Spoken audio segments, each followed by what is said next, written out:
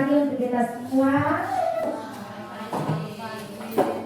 Baik, terima kasih untuk kesediaan Bapak Ibu yang sudah sama-sama meluangkan waktu untuk kita sama-sama berkumpul di sini untuk kita sama-sama belajar tentang budaya positif dan tema realisasi diseminasi budaya positif yang akan dibawakan oleh kami bertiga. Yang pertama ada Ibu Stelmiani Kasih SPDMC, kemudian CGP yang kedua ada Ibu Maria Gina Suarez SPDMPD, kemudian yang ketiga dengan saya sendiri Aniki Ratu Kale SPD. Sebelum kita memulai pembelajaran diseminasi kita hari ini tentang budaya positif, kami akan membukanya dengan doa dan saya meminta salah satu perwakilan dari Bapak Ibu Guru untuk memimpin kita dalam doa. Dalam hal ini saya meminta Ibu Ayu. Baik, Bapak Ibu Guru yang saya hormati, sebelum kita memulai kegiatan kita, mari kita berdoa. Bapa di surga, terima kasih atas waktu dan kesempatan yang indah yang diberikan bagi kami semua pada siang ini. Bapa di surga, sebagai kami mengikuti sosialisasi atau diseminasi budaya positif, kiranya sosialisasi ini boleh bermanfaat guna perkembangan sekolah kami. Engkau juga memberkati calon guru penggerak yang akan memaparkan materi kepada kami. Kiranya Engkau memberkati agar biarlah sosialisasi ini boleh berjalan dengan baik. Ampuni segala dosa dan kesalahan yang kami perbuat. Engkau memberkati kegiatan kami dari awal hingga akhirnya, semua dalam nama Tuhan Yesus. Di dalam nama Yesus kami datang berdoa kepada Bapa di surga. Amin. Baik, untuk selanjutnya saya akan menyampaikan tujuan diseminasi kita hari ini, yaitu mewujudkan budaya positif. Yaitu yang pertama adalah untuk membentuk keyakinan kelas. Kemudian yang kedua, menumbuhkan motivasi internal melalui penerapan disiplin positif. Kemudian yang ketiga, menumbuhkan nilai-nilai kebajikan. Dan yang keempat, mengambil posisi kontrol sebagai manajer dan melakukan segitiga restitusi dalam menyelesaikan masalah. Untuk materi selanjutnya, saya akan buang kesempatan kepada Ibu Seliani Lasi untuk membuka sekaligus membawakan materi pertama. Dengan waktu dan tempat, saya persilakan. Halo. Yang saya hormati Ibu Kepala Sekolah SD, yang saya hormati Ibu Kepala Sekolah SMP Rehoboth, dan yang saya kasihi teman-teman mentor semua.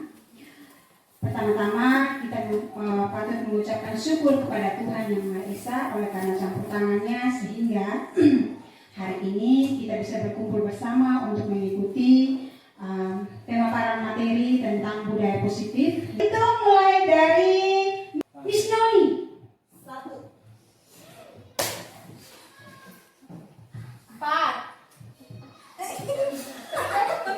5. Baik, terima kasih. Kita tepuk tangan dulu semuanya. Oke, saya tahu bahwa ini keadaannya sudah siang ya teman-teman, tapi saya berharap bahwa fokus kita tetap ada ya. Jadi terima kasih teman-teman untuk ice briefingnya. Nah, cara ini pun teman-teman bisa gunakan ketika berada di dalam kelas untuk menguji fokusnya anak-anak pada saat proses pembelajaran, apalagi di waktu siang ya. Baik teman-teman, kita langsung ke materinya.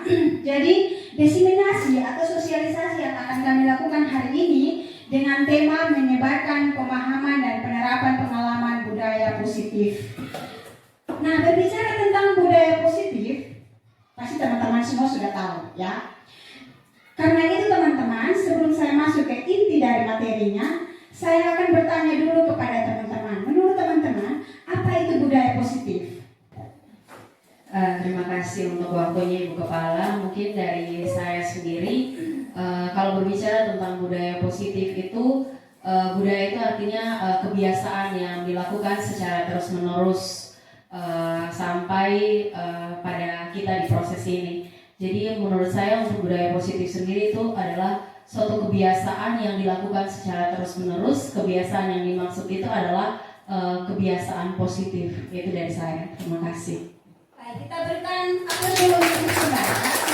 Terima kasih Bunda. Saya tanggung dulu jawabannya. Ada lagi? Mungkin Miss Ayu? Baik, terima kasih Ibu Selvi. Menurut saya budaya itu sama dengan kebiasaan. Kalau berkaitan yang positif, lawannya negatif. Berarti positif itu adalah hal yang baik. Jadi budaya positif itu adalah kebiasaan yang baik. Terima kasih. Oke, sekali lagi kita berikan aplaus untuk Miss Ayu. Baik, terima kasih teman-teman untuk jawaban yang sangat luar biasa. Jadi budaya positif itu adalah sesuatu yang baik yang kita terapkan di sekolah dan itu tuh dilaksanakan terus menerus atau istilahnya konsisten, ya.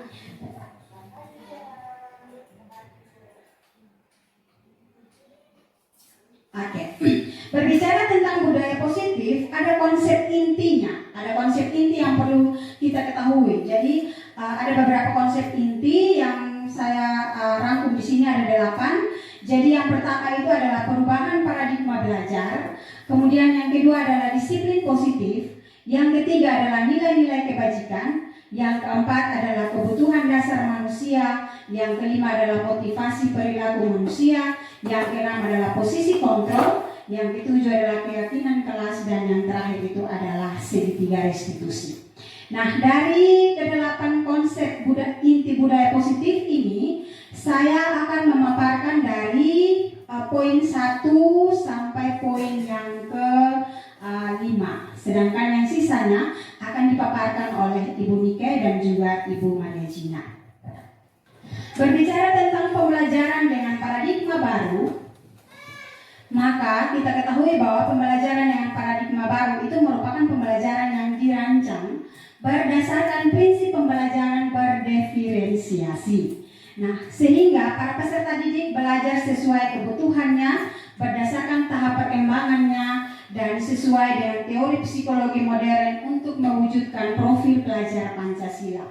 Profil pelajar Pancasila yang dimaksudkan di sini adalah ada 6 profil pelajar Pancasila yang di dalamnya ada bertakwa kepada Tuhan Yang Maha Esa dan berakhlak mulia. Yang kedua adalah bergotong royong. Yang ketiga adalah kreatif. Yang keempat adalah berpikir kritis. Dan yang terakhir adalah mandiri. Kemudian yang kelima itu adalah kreatif, ya.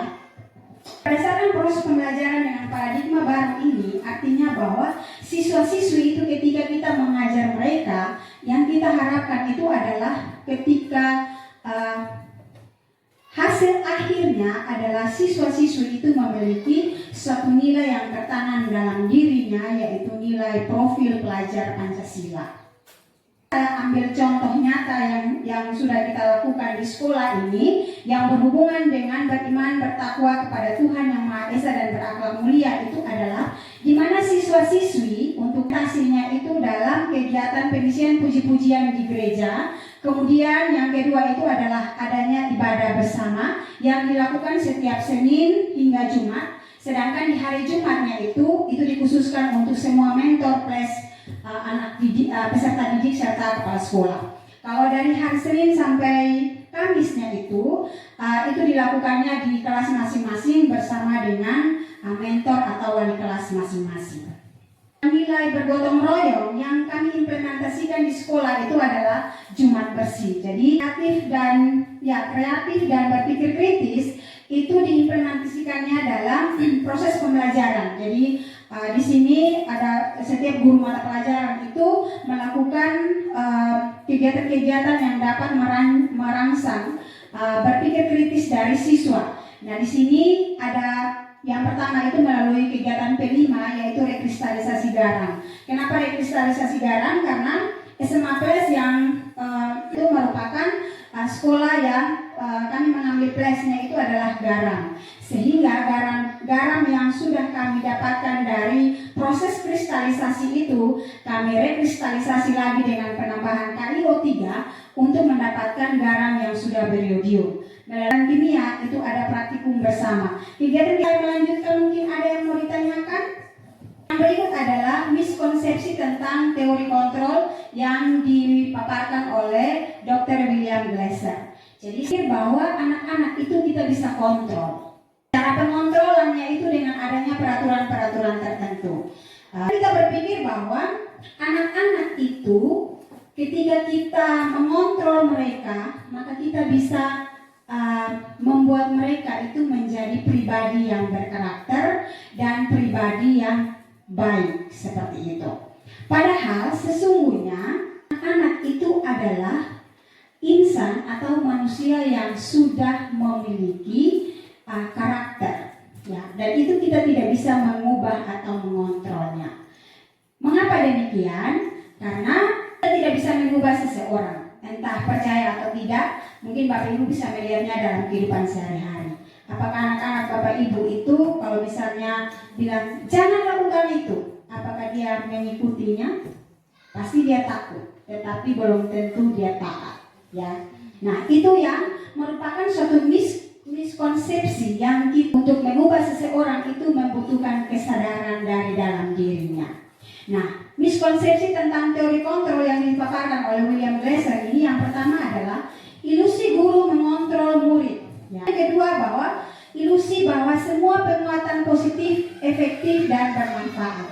Kemudian yang ketiga itu ilusi bahwa kritik dan membuat orang merasa bersalah dapat menguatkan karakter. Ini yang biasanya kita lakukan, misalnya kayak Indri terlambat. Ya, Indri terlambat lalu kita bilang, Indri, kenapa kamu terlambat? Pasti kamu tadi malam main game, ya.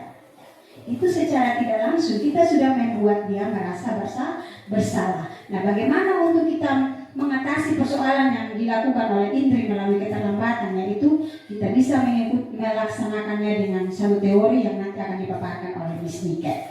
Kemudian yang berikut adalah ilusi bahwa orang dewasa memiliki hak untuk memaksa. Nah, ini kebanyakan biasanya kalau guru-guru SD itu biasanya hanya PMA atau begini, anak langsung takut, ya. Itu adalah salah satu cara kita memaksa siswa, ya. Memaksa siswa untuk apa? Untuk mengikuti kemauannya kita.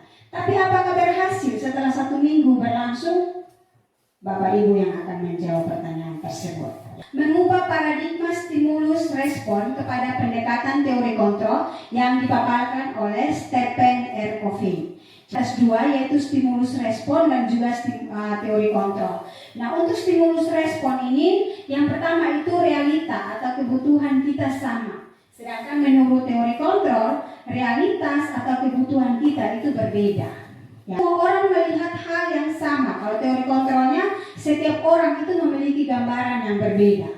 Nah, kita mencoba mengubah orang agar berpandangan sama dengan kita.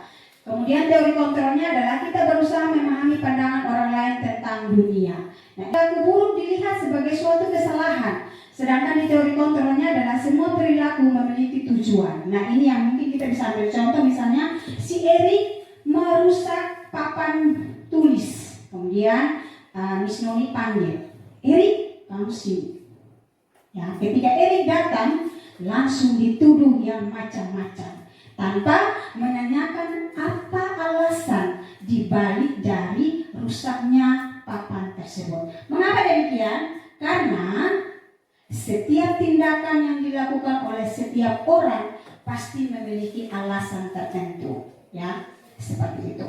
Kemudian yang berikut adalah orang lain bisa mengontrol saya, sedangkan teori kontrolnya adalah hanya Anda yang bisa mengontrol diri Anda. Itu yang kita kembali lagi ke peraturan tadi, bahwa dengan adanya peraturan itu kita merasa bahwa nanti orang itu akan mengikuti saya karena itu aturan saya, ya. Tetapi ketika kita menggunakan teori kontrol, maka di situ kita melihat bahwa hanya saya yang bisa mengontrol diri saya, ya. Contoh, misalnya saya datang terlambat hari ini, ditegur oleh yayasan. Misalnya, kalau kamu tidak disiplin, gaji kamu akan dipotong, ya. Balik lagi ke saya sadar atau tidak? Kalau saya tidak sadar, saya bilang biarkan saja. Saya kan masih ada urusan keluarga dulu, toh saya selesaikan dulu pekerjaan saya di rumah. entah beres atau setelah beres dulu baru saya ke sekolah, terlepas dari mau potong gaji atau tidak masalah buat saya. Kenapa? Suami saya kan bisa membiayai saya. Ya. Nah, itu yang bisa dikatakan bahwa yang mengontrol diri seseorang itu hanya dia sendiri. Orang lain tidak bisa mengontrol dirinya. Ya. Kemudian next, saya bisa mengontrol orang lain. Kemudian teori kontrolnya adalah Anda tidak bisa mengontrol orang lain. Itu paksaan ada pada saat bujukan. Nah, itu adalah bagiannya gagal. Kemudian di bagian teori kontrolnya adalah kolaborasi dan konsensus menciptakan pilihan-pilihan baru. Jadi dalam artian bahwa kita tuh tidak bisa mengerjakan segala sesuatu itu sendiri, tetapi kita butuh orang lain. Melalui apa? Melalui kolaborasi.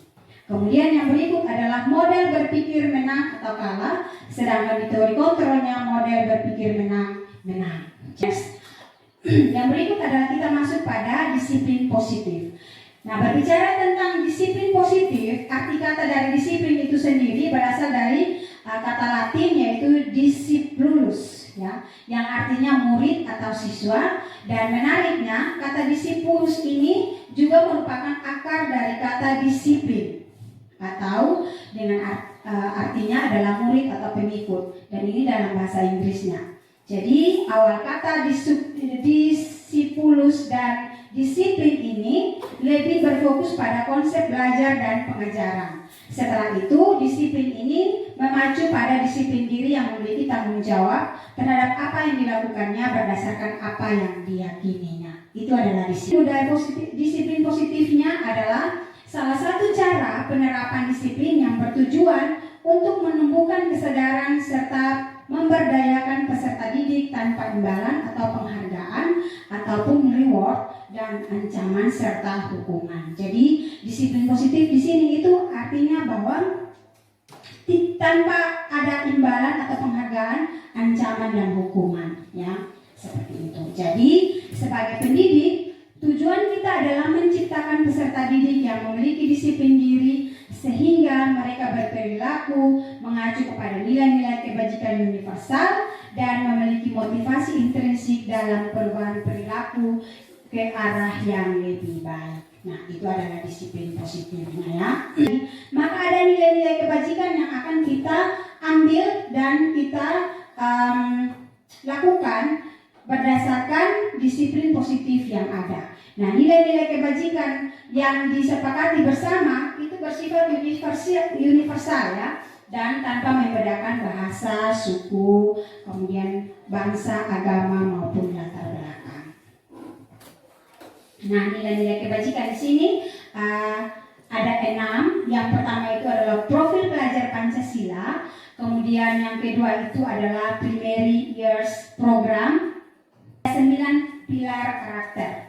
Nah, itu ada cinta Tuhan dan segenap ciptaannya, kemandirian. Jadi dari 6 nilai-nilai kebajikan yang dipaparkan dalam slide ini, itu yang dipakai oleh kurikulum Merdeka itu adalah profil pelajar Pancasila, yaitu yang kami lakukan di SMA Tes Kristen Rehoboth Oebelo dalam menerapkan atau mengimplementasikan nilai-nilai kebajikan yang telah dipaparkan sebelumnya, yaitu adanya diskusi bersama, nilai berpikir kritis, ya. Jadi dengan masalah yang diberikan oleh mentor, maka anak-anak mulai menganalisis solusi dari permasalahan yang telah diberikan oleh mentor tersebut. Kemudian yang berikut adalah penjemputan peserta didik di gerbang sekolah. Jadi tujuannya apa? Tujuannya bahwa selain kita sebagai guru-guru kita butuh untuk dihormati, anak-anak pun butuh untuk dihormati dan dihargai. Karena hukuman, konsekuensi, dan restitusi. Jadi apa itu hukuman? Dalam hukuman itu ciri-cirinya yang sering kita lakukan itu yang pertama adalah tidak terencana atau tiba-tiba. Jadi kita tidak tahu apa yang terjadi atau tidak dilibatkan. Sifat satu arah. Bersifat satu arah di sini adalah yang penting gurunya senang, ya. Siswa. Hukuman fisik atau psikis. Nah, fisik atau psikis ini adalah 2 hal yang berbeda. Fisik itu kapan dilakukan? Fisik itu dilakukan ketika anak terlambat dan kita memberikan dia aturan bahwa kamu harus lari keliling di lapangan sekolah 10 kali. Itu fisik. Atau misalnya psikisnya adalah ketika anak itu datang terlambat dan kita mengeluarkan statement atau kalimat-kalimat yang buat anak itu merasa bersalah. Contoh, Luciani, kamu nih hari-hari saja datang terlambat. Akhirnya Miss dapat tegur dari kepala sekolah. Bisa kok, besok kamu tidak terlambat lagi. Nah, itu adalah psikis ya. Atau misalnya anak dia di bagian konsekuensi ini ciri-cirinya adalah terencana atau disepakati sesuai dengan peraturan. Jadi contohnya kita melakukan kesepakatan di dalam kelas, misalnya berikut adalah murid tetap dibuat tidak nyaman. Mungkin teman-teman ada yang bisa memberikan salah satu contoh murid dibuat tidak nyaman. Mungkin selama ini teman-teman punya contoh implementasi di kelas yang bikin murid tidak nyaman, itu yang bagaimana? Mungkin Miss Mia?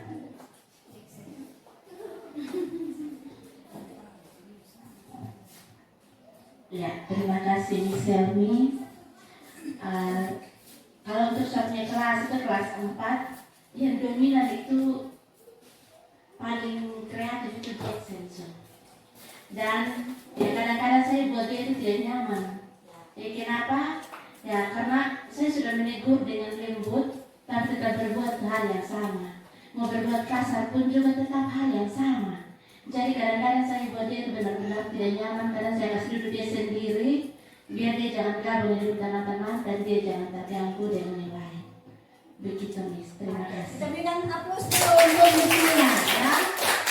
Jadi salah satu contoh yang Miss Mia sampaikan itu bahwa karena ini murid di dalam kelas terlalu makan rapat, orang Kupang bilang, maka beliau menyingkirkan anak sendiri di sudut sana supaya apa dia sadar begitu ya. Tetapi secara tidak langsung Miss Mia itu sudah masuk dalam psikis ya. Terima kasih Miss Mia.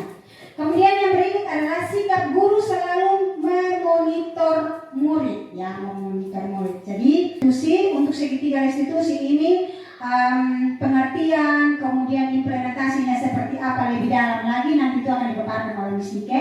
Tetapi di sini saya hanya memberikan teknisnya saja atau gambaran tentang ciri-ciri tentang segitiga restitusi itu yang pertama, proses menciptakan kondisi bagi murid untuk memperbaiki kesalahan. Ini adalah proses kolaboratif yang mengajarkan murid untuk mencari solusi. Didukung oleh penghargaan yang dikemukakan oleh Alfikon. Baik, terima kasih atas waktu yang diberikan.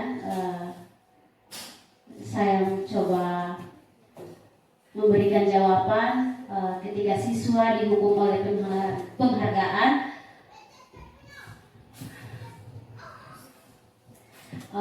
Mungkin penghargaan dari yang selain ditampilkan, penghargaan dari untuk motivasi dari dalam diri. Jadi ketika siswa melakukan sebuah kesalahan, dia sadar akan hal yang dia lakukan sehingga dia sendiri menyatakan bahwa kepada gurunya, Miss, maaf saya salah, sudah mengecewakan Miss karena melanggarkan aturan. Jadi ketika dia melakukan kesalahan tersebut, kita boleh kesalahan dan dia sadar akan kesalahan yang dia lakukan, kita bisa memberikan dia penghargaan karena sifat jujurnya ketika mengakui kesalahannya. Itu saja yang saya sampaikan. Terima kasih, kita berikan aplaus untuk Miss Mia. Jadi mungkin di sini mungkin ada sedikit keambiguan dari kalimat yang ada bahwa dihukum oleh penghargaan. Saya menjelaskan bahwa sebenarnya penghargaan yang kita berikan kepada anak itu secara tidak langsung itu adalah hukuman. Ya, seperti itu maksud dari kalimat dihukum oleh penghargaan yang disampaikan oleh Alfikon. Nah, terima kasih Miss Ina. Oke. Jadi dalam konteks ini, di sini kita bisa melihat bahwa hukuman-hukuman yang akan terjadi ketika penghargaan itu kita berikan kepada anak-anak. Itu yang pertama adalah ada pengaruh jangka pendek dan juga jangka panjang. Nah, jangka panjang yang kedua adalah penghargaan tidak efektif. Nah, penghargaan merusak hubungan. Itu contohnya, penghargaan mengurangi ketepatan. Penghargaan menurunkan kualitas. Nah, kualitas motivasi dari dalam diri. Jadi, yang berikut restitusi merupakan sebuah pendekatan untuk menciptakan disiplin positif. Di dalam restitusi untuk menciptakan disiplin positif itu ada beberapa poin yang dapat saya sampaikan di sini, yaitu yang pertama adalah dengan menggunakan restitusi untuk menyelesaikan masalah, maka bukan menebus kesalahan tetapi belajar dari kesalahan. Itu adalah dengan restitusi maka akan memperbaiki hubungan. Restitusi adalah tawaran bukan paksaan. Nah, ini restitusi menuntut untuk melihat ke dalam diri, ya. Jadi ketika dengan restitusi ini maka anak akan menemukan kesalahannya sendiri dan dia juga akan berpikir bagaimana untuk menyelesaikan kesalahan itu. Dengan cara apa? Dengan cara restitusi, dengan cara kita berdialog dengan dia. Jadi dalam proses dialog itu tidak dilakukan secara menggali masalah dari anak itu secara hukumnya, tetapi itu dia lebih ke istilahnya kayak friendly bagi teman-teman seperti itu. Kemudian yang berikut adalah restitusi mencari kebutuhan dasar yang mendasari tindakan. Dan jadi untuk yang ini dia lebih ke sebelum anak itu mendapatkan solusinya, dia akan mencari tahu dulu akar permasalahannya apa, seperti itu. Kemudian yang berikut adalah restitusi adalah cara yang paling baik, ya, cara yang paling baik. Nanti baiknya seperti apa akan dijelaskan oleh Miss Nike. Kemudian yang berikut adalah restitusi juga fokus pada karakter bukan pada tindakan.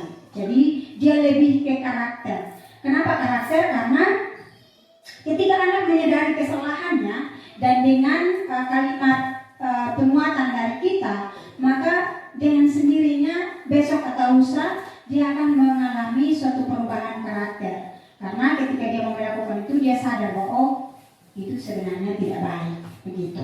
Kemudian yang berikut adalah restitusi itu menguatkan, ya. Ini restitusi fokus pada solusi. Jadi solusi mengembalikan murid yang berbuat salah pada kelompoknya. Jadi dengan demikian maka ketika kita melakukan suatu proses restitusi untuk menyelesaikan suatu permasalahan, maka dengan sendirinya anak itu ke depan dia akan menjadi seorang pribadi yang tidak insecure, kemudian pribadi yang percaya diri dan pribadi yang berkarakter. Dan itulah yang diharapkan oleh Bapak Pendidikan kita, yaitu Bapak Ki Hajar Dewantara, agar anak-anak itu menemukan kembali sesuai dengan kodrat alam dan juga kodrat samanya, sehingga dia dapat menemukan jati diri yang sesungguhnya untuk mencapai kesuksesan dirinya di masa depan.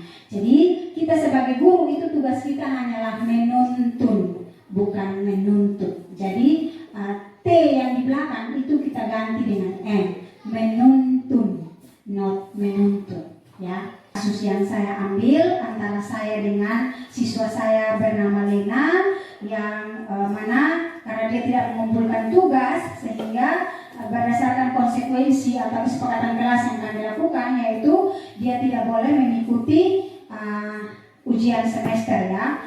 Jadi ini kasusnya, dialognya seperti ini. Kemudian dalam restitusi itu ada 3 tahapan yang harus kita lalui. Yang pertama itu adalah menstabilkan identitas. Nanti lebih jelasnya seperti apa akan dijelaskan oleh Miss Nike. Kemudian materi yang saya sampaikan untuk kita semua, tentang jawabnya nanti setelah kami bertiga selesai pemaparan materi, baru kita akan melakukan sesi tanya jawab. Oke, sebelum dan selanjutnya saya berikan kesempatan kepada rekan saya Ibu Maria Gina Suarez. Oke, baik. Apakah masih semangat? Luar biasa. Butuh es bikin. Kayaknya dari tadi kita sudah duduk lama, jadi berdiri dulu. Kita kasih lurus kaki dulu, baru kita mulai. Oke. Ingat lagu Topi Saya Bunda. Bisa? Pasti bisa. Jadi nanti di kata bundar itu tidak boleh mengeluarkan suara. Oke, kita hitung. 1, 2, 3. Topi saya, topi saya, kalau tidak bukan topi saya. Oke, ternyata masih fokus. Oke, silakan duduk. Oke. Baik, kita akan masuk di materi yang berikutnya, yaitu tentang keyakinan kelas. Nah, sekarang Ibu mau tanya sedikit dulu kepada teman-teman, Bapak Ibu guru yang ada. Kira-kira ada yang tahu tidak keyakinan kelas itu apa? Menurut saya itu aturan kelas yang sudah disepakati bersama. Oke, terima kasih. Ya, jadi keyakinan kelas itu adalah aturan kelas yang telah disepakati bersama.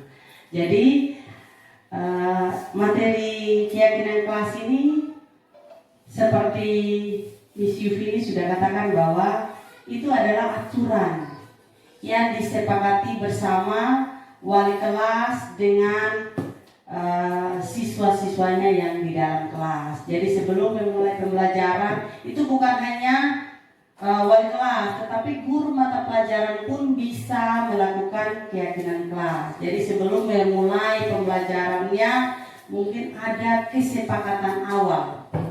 Jadi seperti tadi materi sebelumnya sudah dijelaskan bahwa kesepakatan kelas kita buat pasti ada konsekuensinya.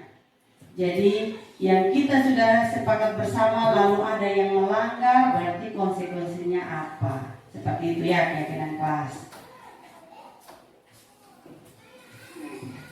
Ya baik, jadi keyakinan kelas itu contohnya kalau kita mau naik sepeda motor, pasti kita membutuhkan yang namanya helm. Nah, tujuan kita memakai helm itu untuk apa?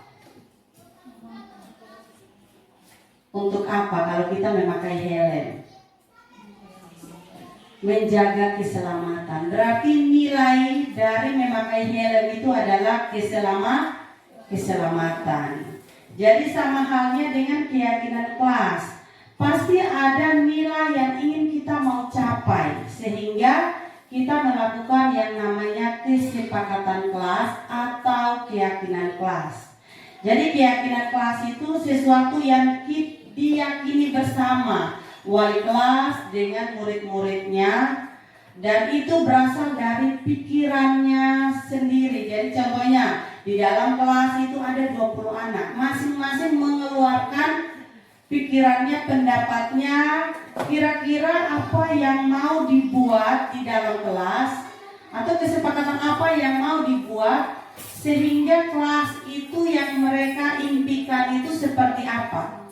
Jadi mereka mengharapkan tuh kelas impiannya di kelas itu supaya duduknya tenang, kelas itu harus bersih, kelas itu harus ramah, harus nyaman. Jadi saat mereka belajar itu bisa nyaman, bisa aman. Nah, itu ada kesepakatan-kesepakatan yang harus dilakukan atau harus disepakati lewat keyakinan kelas. Jadi kalau kita membentuk keyakinan kelas, berarti ada kolaborasi antara guru sama siswa-siswi yang di dalam kelas. Tujuannya untuk apa? Mencapai atau mewujudkan yang namanya kelas impian. Tadi seperti yang contoh, tujuan dari memakai helm adalah supaya bisa selamat sampai tujuan. Kalau sampai di jalan mungkin ada jatuh sedikit pun, kepalanya bisa terlindungi dari helm. Jadi sama juga dengan keyakinan kelas juga seperti itu. Ada tujuannya supaya kita bisa mencapai impian di dalam kelas. Contoh, keyakinan kelas menjaga kebersihan dan menghargai teman dan guru. Contoh, ada kata-kata biasanya kita bilang begini, jangan buang sampah sembarangan. kebiasaan kita, atau sebelum saya mengikuti CGP, mungkin itu kata-kata yang sering saya keluarkan. Bertus, jangan buang sampah sembarangan di dalam kelas. Seperti itu. Tetapi dengan mempelajari materi keyakinan kelas, kata-kata itu kita ubah menjadi kalimat yang positif. Jadi kita sepakat bersama, kata-kata yang tadi jangan kita rubah menjadi apa? Jagalah kebersihan. Seperti itu. Jadi nilai yang kita mau dapat itu adalah nilai apa? Kebersihannya. Seperti itu. Jadi tadi yang memakai helm, nilai keselamatannya yang kita dapat. Kalau jagalah kebersihan, nilai yang kita dapat adalah kebersihan. Seperti itu. Jangan terlambat lagi. Kita ubah menjadi tepat waktu. Hadir tepat waktu.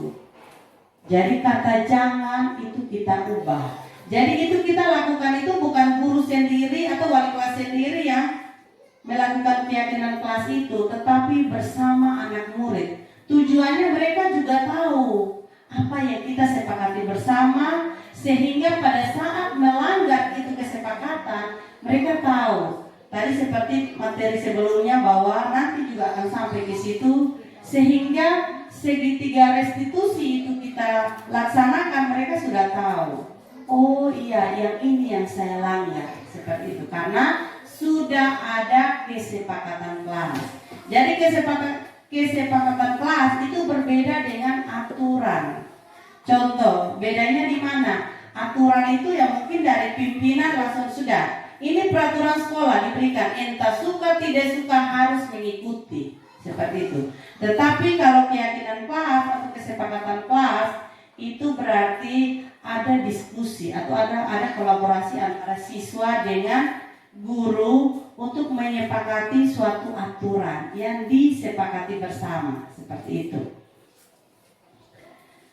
Nah, keyakinan kelas atau kesepakatan kelas yang dibuat ini harus lebih abstrak, yang mudah diingat. Jangan sampai kita buat ini panjang-panjang. Contoh, menjaga kebersihan tadi. Kita buat kalimat panjang, tapi anak-anak tidak ingat apa yang dia mau buat.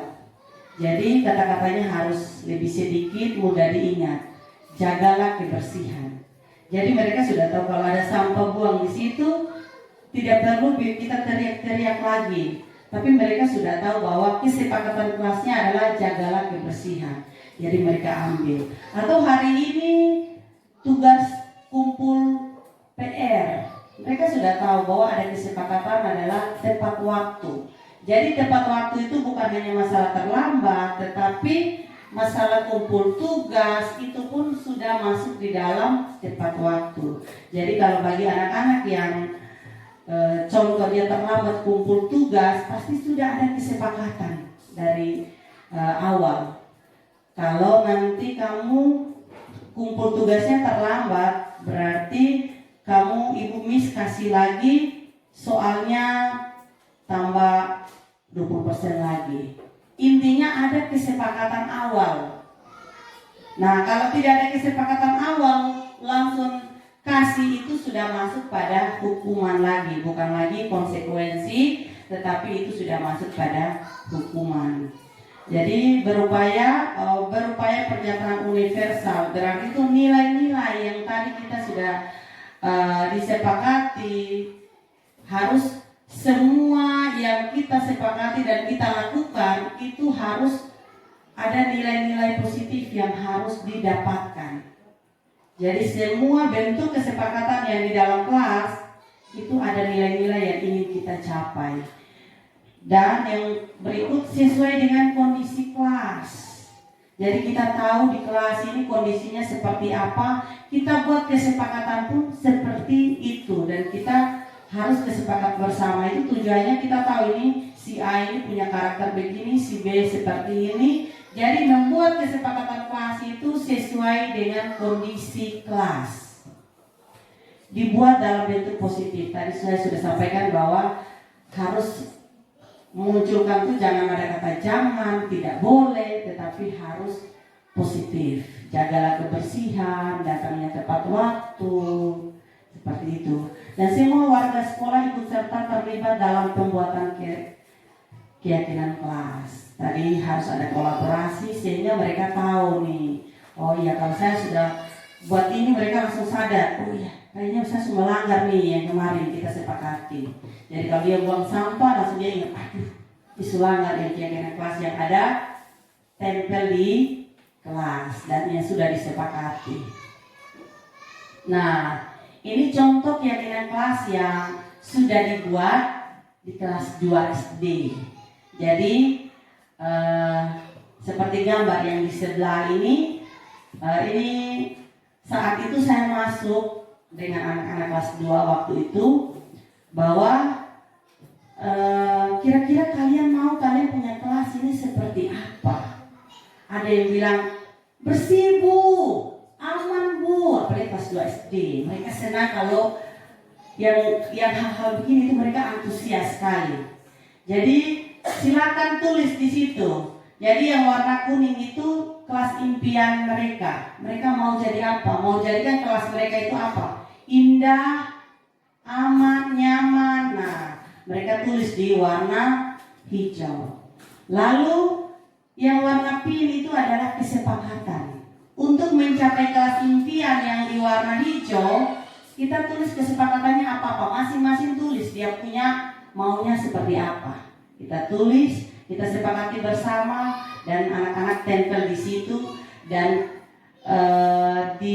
sebelum di slide itu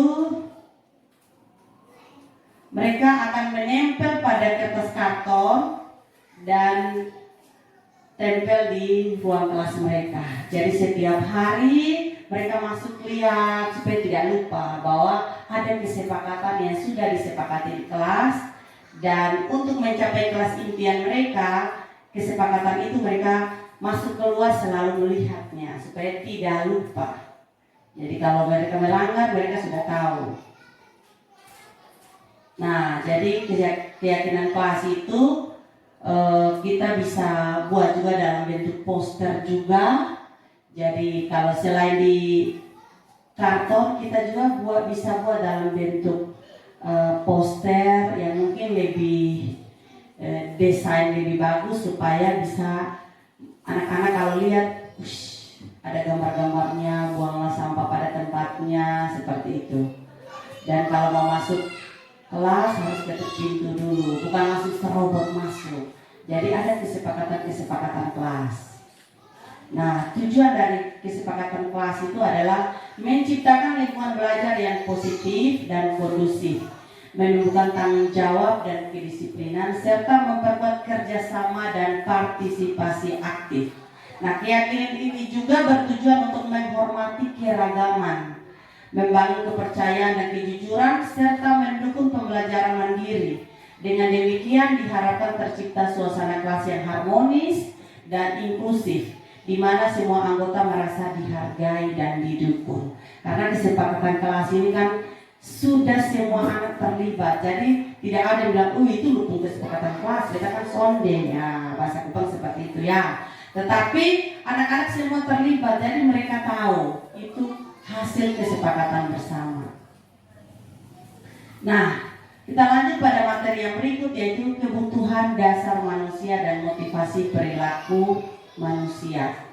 Nah, motivasi perilaku manusia itu di sini coba kita tanyakan ke diri kita masing-masing.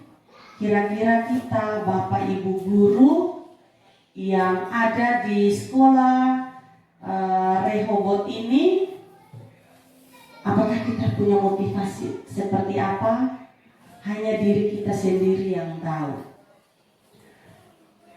Jadi mengapa kita melakukan segala sesuatu? Jadi kita mau melakukan segala sesuatu itu pasti punya motivasi, pasti punya tujuan.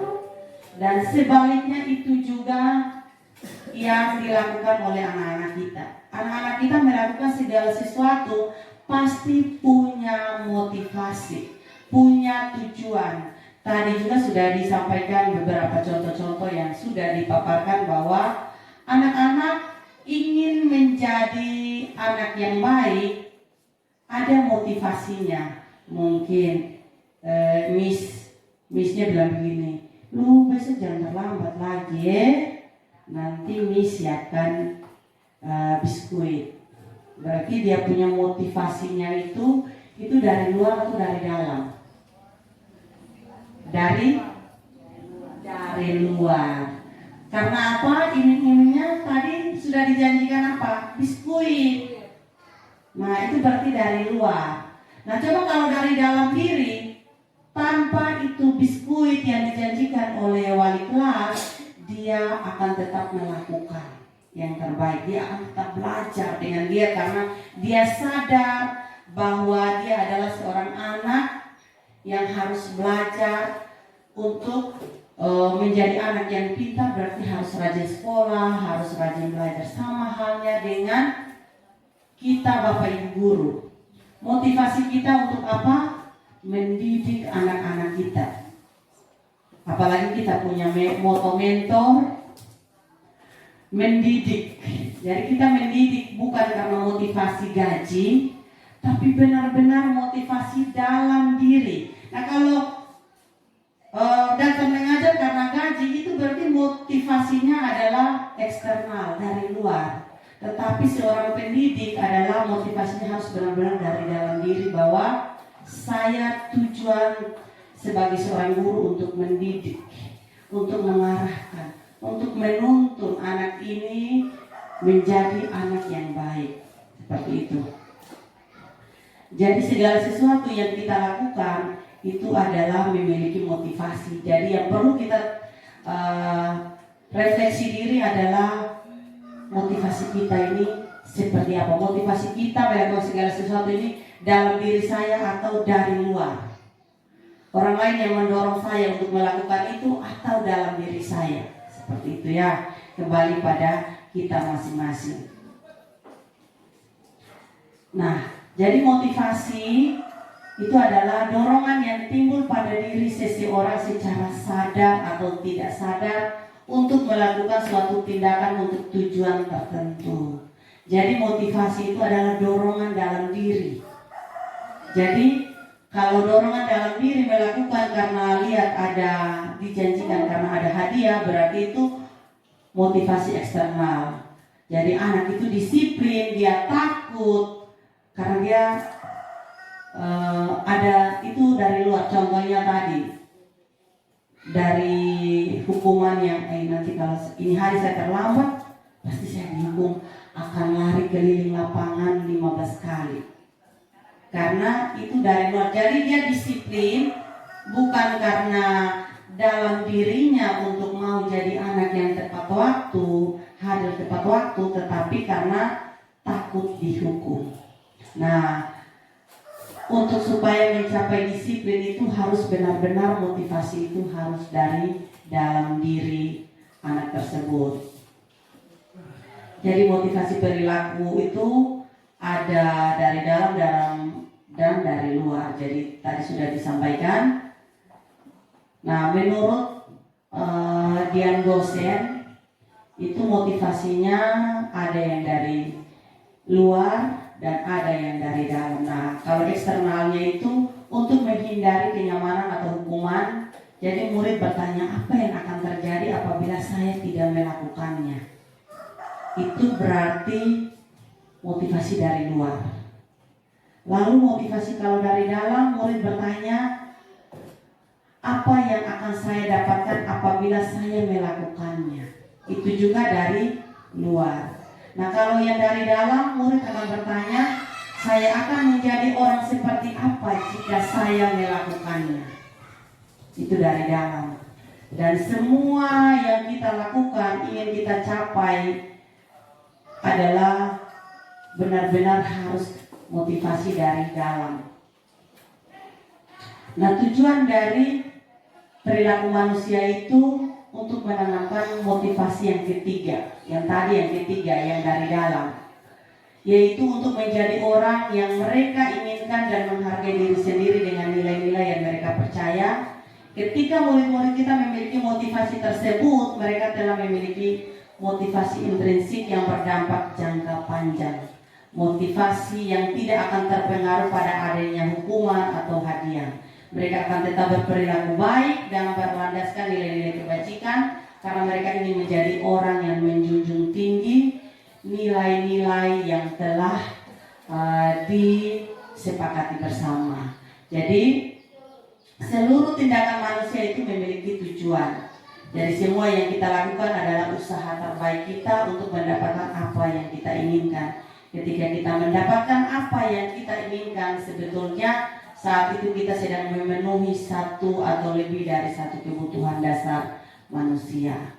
Jadi ketika seorang murid melakukan sesuatu perbuatan yang bertentangan dengan nilai-nilai kebajikan atau melanggar peraturan, hal itu sebenarnya dikarenakan karena gagal memenuhi kebutuhan dasar manusia. Jadi ini kita sudah masuk di materi yang berikutnya, yaitu 5 kebutuhan dasar manusia. Jadi ketika anak itu melakukan hal yang bertentangan dengan nilai kebajikan, berarti kita harus perlu cari tahu. Pasti ada kebutuhan dasar manusia yang tidak terpenuhi. Mungkin Bapak Ibu Guru bisa kasih saya sedikit gambaran kebutuhan dasar manusia itu seperti apa? Mungkin dari saya, dan selama ini saya lihat selama saya mengajar di sekolah, kebutuhan dasar manusia yang paling sering dibutuhkan anak-anak kita itu adalah kebutuhan kasih sayang mereka dan juga kebutuhan akan makanan dan minuman. Itu yang selama ini saya perhatikan sih. Terima kasih. Oke, tangan. Selain makanan dengan kasih sayang, apalagi? Soalnya ada 5. Sebelum kita buka, kasih.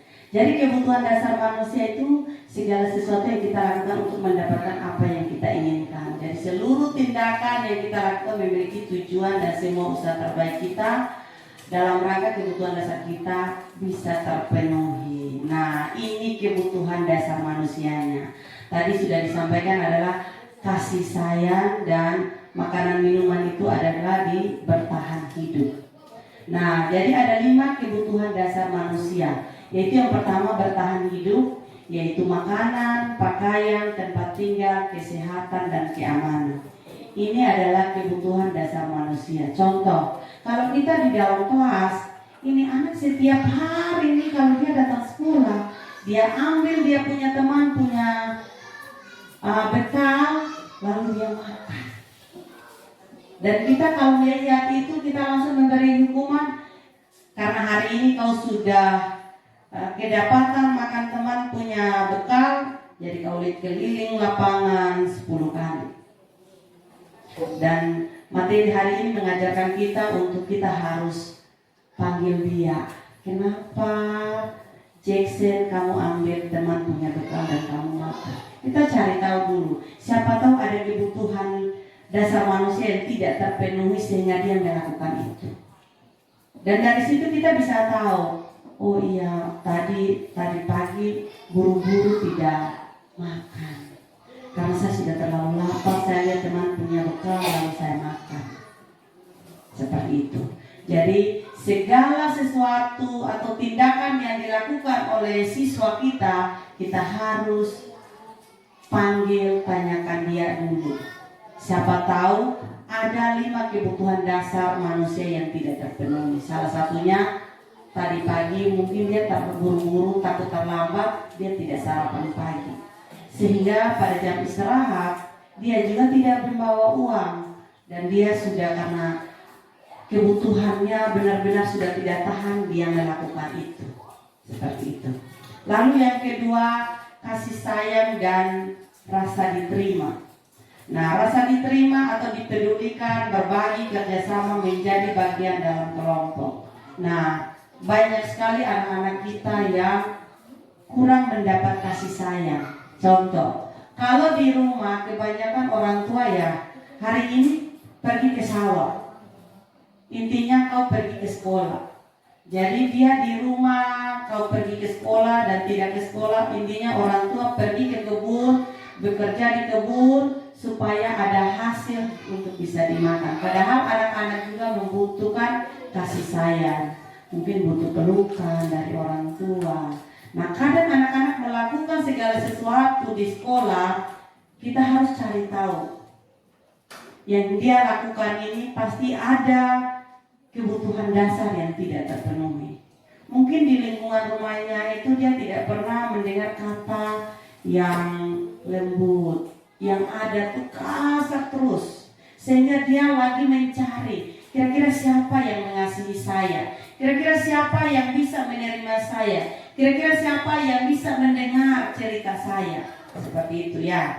Jadi kita harus bisa mencari tahu kebutuhan dasar anak-anak kita itu seperti apa. Lalu yang ketiga, penguasaan, harga diri, keinginan untuk dianggap, memimpin, berprestasi, diakui, didengar. Jadi anak-anak kita pun membutuhkan itu. Dan kadang kita guru-guru pun membutuhkan itu. Setiap hari karena kita melihat, oh ya si A kau yang ini hari memimpin doa. Padahal ada satu di pojok sana yang dia dalam hatinya juga ingin sekali ditunjuk oleh ibu gurunya untuk bisa memimpin doa. Seperti itu. Tapi karena kita melihat yang satu, saya bu. Karena tidak semua anak memiliki karakter yang sama. Pasti mereka memiliki karakter yang berbeda-beda. Jadi kita sebagai bapak ibu guru, kita harus bisa mempelajari atau mengetahui karakteristik anak-anak kita. Terutama 5 kebutuhan dasar manusia ini kita harus tahu. Sehingga kita melakukan atau memberikan sebuah tindakan sesuai. Dan itu bisa mengubah. Dan ada kebebasan, ada mandiri, yaitu memiliki pilihan. Jadi di dalam kelas kita memberikan ruang diskusi buat mereka. Jadi masing-masing mengeluarkan pendapatnya, bisa supaya ada kerjasama. Lalu diberi kesempatan untuk mereka mempresentasikan dan punya hasil diskusi. Lalu ada kesenangan. Nah, kesenangan itu ada waktu bermain. Kadang kita batasi. Pokoknya tidak istirahat, hari tidak istirahat sampai jam pulang karena melakukan kesalahan. Padahal ada kebutuhan dasar manusia yaitu bermain. Ada waktunya mereka bermain. Jadi boleh bermain, tapi ingat ya, nanti kamu punya tugas ini belum selesai, atau selesaikan ini habis itu bermain. Jadi kita sebagai para pendidik, kita harus mengetahui anak-anak kita. 20 anak kita, ada 20 karakter yang harus kita tahu. Anak-anak kita yang mana yang belum dipenuhi. Jadi kalau kita melakukan cara ini dia belum berubah, kita cari tahu lagi, gali lagi kira-kira kebutuhan mana yang belum terpenuhi, sehingga anak itu seperti itu. Karena tidak ada anak yang bodoh, tidak ada anak yang nakal, hanya caranya, karakternya yang belum kita tahu, atau belum ada strategi yang pas. Jadi mari lewat materi ini saya pun belajar, kita sama-sama belajar untuk mulai hari ini untuk tahu kira-kira kebutuhan anak-anak kita ini, 5 kebutuhan ini sudah terpenuhi atau belum. Jadi kalau dia melakukan pelanggaran, kita cari tahu ini dulu, baru memberikan dia konsekuensi. Oke, jadi itu saja materi dari saya, dan terima kasih untuk perhatiannya, dan kita akan lanjut pada materi yang berikutnya, dan waktunya saya serahkan kepada teman Ibu Aniki Ratubale. Waktunya saya silakan.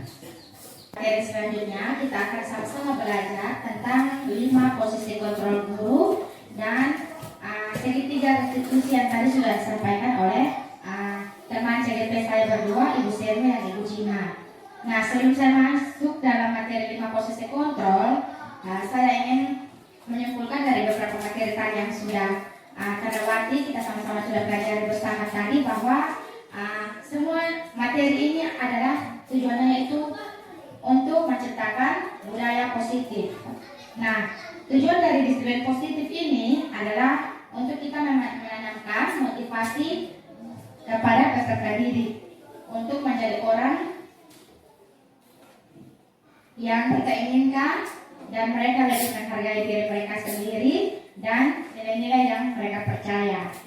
Ketika peserta didik kita memiliki motivasi tersebut, maka motivasi tersebut akan berdampak jangka panjang atau tidak hanya untuk sementara, tetapi akan mereka bawa sepanjang kehidupan mereka, di mana karakter mereka itu akan mempengaruhi setiap tindakan dan apa yang menjadi tujuan mereka ke depan. Baik, selanjutnya kita akan masuk kepada posisi kontrol guru. Di sini, baik, kontrol guru yang ingin saya bagikan kepada teman-teman, kita belajar dari buku Dian Gassen yang buku restitusinya itu mengemukakan bahwa guru perlu meninjau kembali penerapan disiplin di dalam ruangan. Jadi sebagai guru kita harus menyadari posisi kontrol kita itu seperti apa. Nanti kita akan masuk dalam 5 posisi guru itu apa-apa saja. Tetapi di sini saya ingin memberikan sedikit pengantar bahwa dari buku Dian Gassen ini mengemukakan bahwa guru itu perlu meninjau kembali penerapan disiplin selama di kelas atau selama di sekolah. Nah, apakah pembelajaran atau tindakan yang kita lakukan selama ini sudah efektif atau belum menurut Bapak Ibu? Ibu Ayu bagaimana? Menurut saya belum efektif. Ibu Ayu belum efektif. Begitu juga dengan teman-teman. Pembelajaran yang kita lakukan selama ini sudah berpusat pada murid atau belum? Kemudian apakah sudah memerdekakan dan memandirikan murid atau belum? Dan bagaimana? Mengapa hal itu terjadi? Nah, melalui serangkaian riset dan berdasarkan pada teori kontrol Dr. William, maka Gassen berkesimpulan ada 5 posisi kontrol guru yang diterapkan sebagai seorang guru atau orang tua ataupun atasan dalam melakukan kontrol. Kontrol guru itu yang pertama sebagai penghukum, yang kedua sebagai pembuat rasa bersalah, yang ketiga sebagai pemantau, yang keempat bisa juga sebagai teman, dan yang kelima bisa juga sebagai manajer. Nah, Bapak Ibu, selama kita mengajari anak-anak didik kita, selama ini posisi kontrol apa yang paling dominan atau yang paling sering kita perankan? Saya ingin bertanya. Bapak Ibu kan tiap hari di kelas sudah begitu melewati banyak tahapan, banyak anak-anak yang sudah kita temui, banyak karakter. Nah, semakin banyak anak-anak yang kita temui, begitu banyak persoalan juga yang kita alami atau sebagai pengalaman bagi kita. Nah, posisi kontrol apa yang sering kali kita pakai itu sebagai guru di sekolah itu posisi kontrol apa? Ibu Yunda, posisi kontrol apa biasa? Jadi mungkin selama saya bertugas sebagai pendidik di sini, terkadang saya menggunakan posisi kontrol sebagai penghukum dalam situasi tertentu. Terkadang saya juga dalam situasi tertentu saya mengambil posisi sebagai pembuat merasa bersalah untuk anak-anak saya. Kemudian terkadang pula saya dalam situasi tertentu saya mengambil posisi sebagai pemantau. Yang memantau aturan dan tindakan yang dibuat anak itu apakah sesuai atau tidak. Dan di kondisi tertentu juga saya mengambil posisi kontrol sebagai teman untuk hal-hal tertentu yang saya rasa saya perlu pendekatannya sebagai seorang teman. Mungkin itu dari saya. Terima kasih. Ya, kita berikan aplaus untuk Ibu Yunda. Ya, jawabannya yang sangat luar biasa. Masih ada lain mungkin? Ibu Priska? Baik, terima kasih atas kesempatan yang diberikan. Posisi kontrol sebagai guru yang biasa saya lakukan di dalam kelas, terutama saya kan mengampu kelas 2. Nah, di dalam kelas itu saya selalu memposisikan diri itu sebagai teman.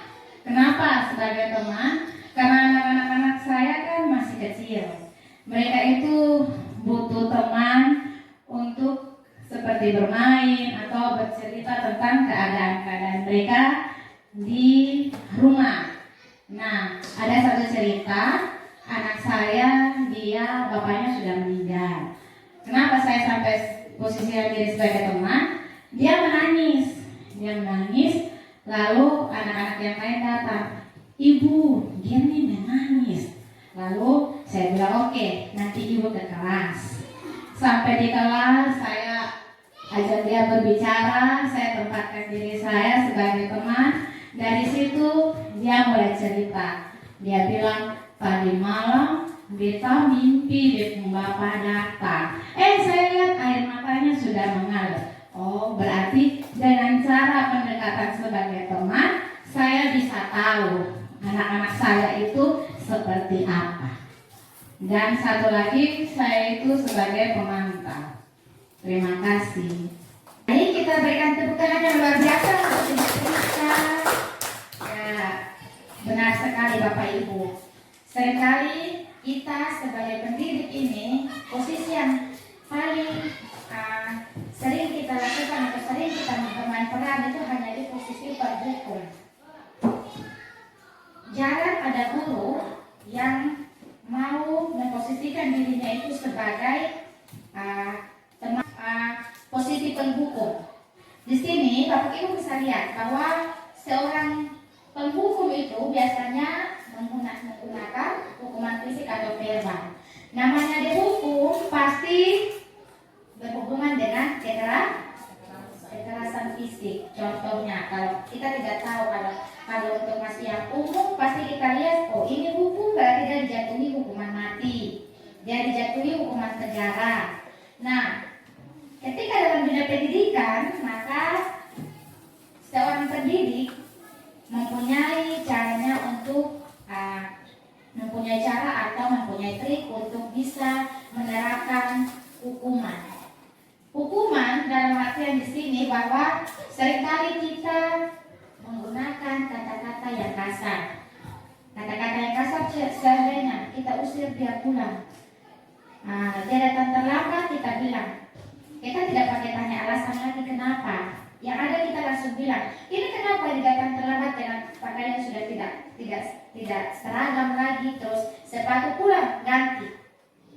Menurut Bapak Ibu, apakah sebagai pendidik ketika kita menerapkan hukuman dengan cara verbal seperti itu, maka itu akan berdampak pada psikis anak atau tidak? Berdampak atau tidak? Berdampak. Itu berdampak pada psikis. Bisa saja dia sampai ke rumah, dia bilang, bisa mau ke sekolah lagi karena beta sepatu sudah ada. Beta pasti beta malu, beta sepatu sendiri yang berbeda, beta seragam sendiri yang berbeda. Nah, dari pelajaran itu kita akan belajar bahwa sebagai posisi penghukum, orang-orang yang menjalankan posisi penghukum itu senantiasa akan mengatakan bahwa semua sekolah itu memerlukan sistem atau alat yang dapat lebih menekan murid-murid lebih dalam lagi. Tidak harus dengan menggunakan cara mengusir mereka pulang atau memberikan mereka berlutut. Zaman dulu atau masih kita lihat 2-3 tahun yang lalu, mungkin kita masih menerapkan posisi penghukum. Anak tidak kerja PR, kita kasih dia berlutut.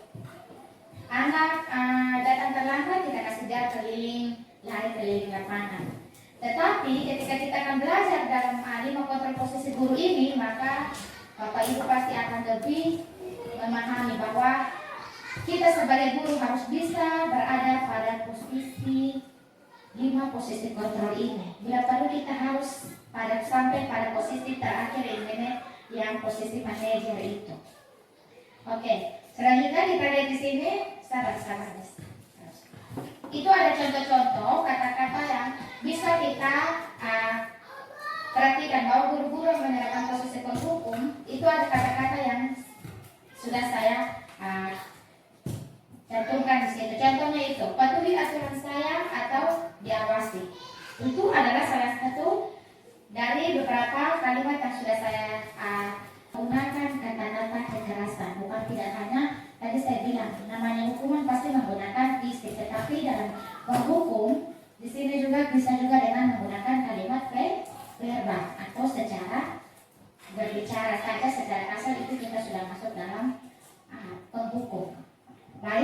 selanjutnya. Ya, hasil dari posisi sebagai penghukum tadi, ini yang kita lihat hasilnya seperti ini. Ketika kita menggunakan kata-kata yang kasar atau kekerasan, otomatis akan berdampak pada psikis murid. Mungkin saja murid itu akan menyimpan dendam, atau dia akan bersifat lebih agresif atau lebih kasar tanpa kita duga. Bisa saja murid tersebut dia tidak lagi mau mendengarkan, dia bisa saja lari pulang dari sekolah, tadi seperti saya kasih contoh, atau bisa saja dia membuang bukunya dan dia mencoret-coret buku teman-temannya, bisa seperti itu. Kita tidak tahu karakter anak itu seperti apa, tetapi kalau kita lihat bahwa perkataan kita bisa menyakiti hati anak-anak, pasti anak-anak yang tidak merasakan tadi kebebasan seperti tadi sudah disampaikan oleh teman saya tadi tentang keyakinan kelas itu atau kebutuhan hidup, maka anak-anak pasti akan lebih menjadi memberontak seperti itu. Jadi rasa bersalah atau malu. Nah, pada posisi ini guru akan bersuara lebih lembut. Pembuat rasa bersalah, kita sebagai guru kita akan memposisikan diri sebagai kita pembuat rasa bersalah. Kita akan membuat keheningan yang membuat orang lain merasa tidak nyaman. Seperti dia akan merasa bahwa mereka tidak mengasihani kami, mereka tidak memikirkan kami sebagai guru. Pasti di situ anak-anak akan merasa terpukul. Ini kita buat seperti ini pasti masalahnya nanti ibu yang kena tegur dari kepala sekolah atau ibu yang akan ditegur oleh teman-teman guru yang lain. Nah, dalam posisi ini pasti banyak anak-anak yang akan merasa bahwa apa yang dia perbuat itu akan berdampak pada orang lain. Nah, dalam hal ini dia akan berdampaknya pada siapa? Pada teman-teman sekelasnya. Bisa saja teman-teman sekelasnya dihukum karena kesalahan yang dia perbuat. Atau bisa saja Bapak Ibu guru ditegur oleh kepala sekolah karena kesalahan yang dia perbuat. Jadi kita juga harus bisa membuat sebagai pembuat rasa bersalah juga. Itu penting karena yang kita tahu bahwa guru itu harus dihormati. Guru itu tidak sembarang untuk kita.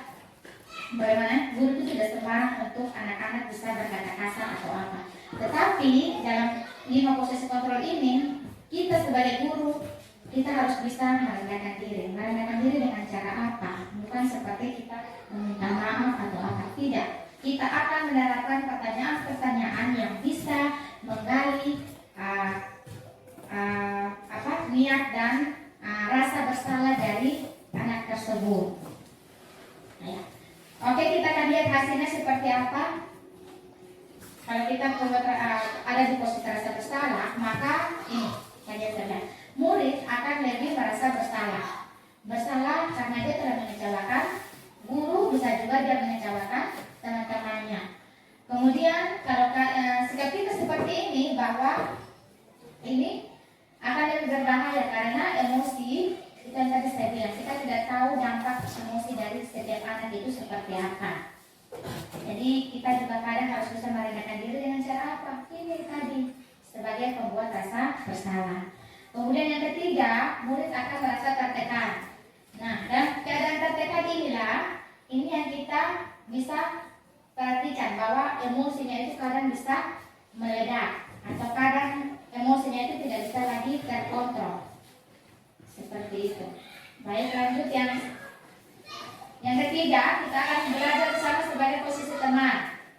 Nah, guru dan orang tua harus bisa menjadi teman untuk anak-anak. Nah, kalau kita di sekolah dalam posisi ini, kita tidak akan menyakiti murid, namun kita akan mengontrol murid untuk melalui persuasi atau secara tatap muka, tempat mata dengan anak tersebut. Nah, posisi teman pada guru ini akan berdampak positif, bisa juga berdampak positif dan bisa juga berdampak negatif. Nah, selanjutnya kita lihat di sini. Dalam posisi ini, teman bisa menggunakan hubungan baik dan humor atau kita bisa menciptakan sesuatu yang bisa dianggap Ini contohnya ada di sini, kita lihat. Ayo bantulah demi bapak ya. Ya, kita bilang mari dulu tolong bantu ibu dulu. Ini ibu ada butuh bantuan ini. Nah, itu pasti mereka lebih semangat. Atau kita bilang ayo ingat, ya sudah kali ini tidak apa-apa, nanti kita bereskan sama-sama atau nanti biar ibu yang bereskan. Itu membuat menjadi kalimat ajakan atau kalimat kita sesama teman. Kita bisa pakai kalimat yang bisa sama-sama mengajak anak itu untuk berada posisi antara guru dengan siswa itu tidak lagi sebagai guru dan siswa tetapi sebagai teman. Baik, selanjutnya ya, hasilnya itu guru akan merasa lebih senang, kemudian akan merasa akan. Begitu juga dengan siswa. Nah, bila ada masalah, pasti dia akan bisa mengendalikan dirinya. Mengendalikan dirinya dengan cara apa? Pasti dia akan pergi, ibu, ini tadi dia ada ambil beta buku. Ibu, ini tadi dia bikin beta. Nah, dalam posisi itu pasti kita juga akan merasa nyaman. Begitu juga dengan anak-anak itu. Ih, tadi beta pilih ibu tadi dia dimarahin. Siapa? Dia dimarah ini. Jolter tadi pukul beta. Dia akan merasa terlindungi, dia akan merasa aman, dia akan merasa didengar ketika dia membuat gurunya itu menjadi teman. Begitu juga dengan guru. Ketika kita memposisikan guru anak murid sebagai teman, pasti anak murid juga akan merasa nyaman ketika mereka berbicara dengan kita. Saat ini kita akan belajar bahwa posisi teman antara guru dengan siswa itu penting. Penting dikala bukan cuma di dalam kelas. Kalau di dalam kelas ya boleh kita posisikan guru, tapi kita ingat situasi dan kondisinya itu seperti apa. Bukan semuanya kita harus pakai posisi teman. Yang keempat, sebagai tim pemantau.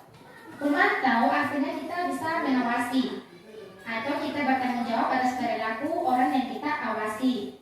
Nah, pada posisi ini berdasarkan pada peraturan dan konsekuensinya, kita akan menggunakan konsekuensi atau sanksi yang sudah diperbuat oleh seseorang. Nah, ada kalimat yang seperti ini. Peraturannya apa? Atau apa yang telah kita perbuat? Apa yang telah kamu perbuat?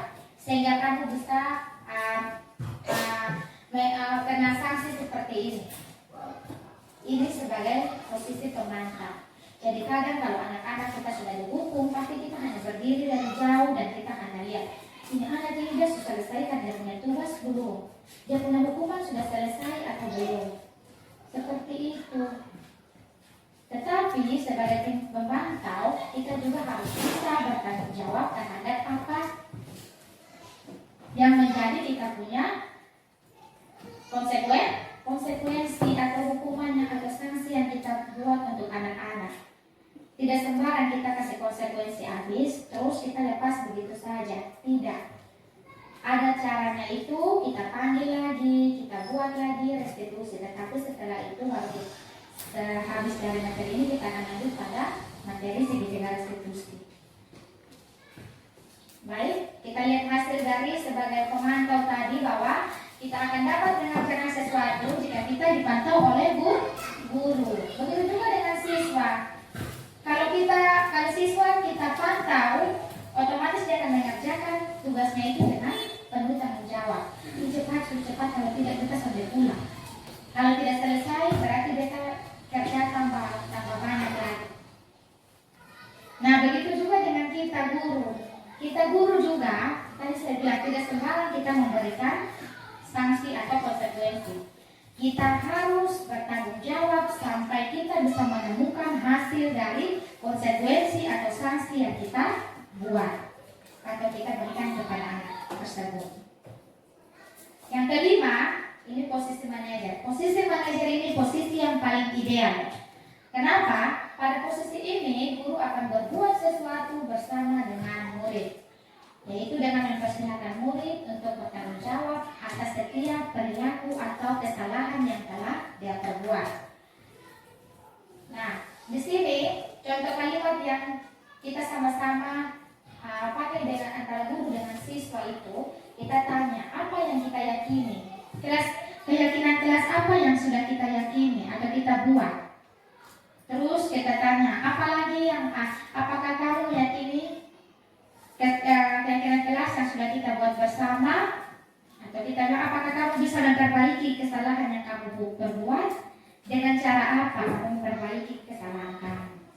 Nah, kata-kata seperti itu bisa membuat kita semakin percaya diri bahwa apa yang kita buat untuk anak-anak atau apa yang kita selesaikan bersama dengan anak-anak, semua itu akan berdampak ketika kita memantau perkembangan anak-anak. Apakah anak-anak ini sudah bisa mengakui kesalahannya atau belum, mengakui keyakinan keras apa yang dia langgar, atau dia mengakui bahwa yang saya perbuat ini baik atau tidak, atau berdampak pada masa depan saya atau tidak.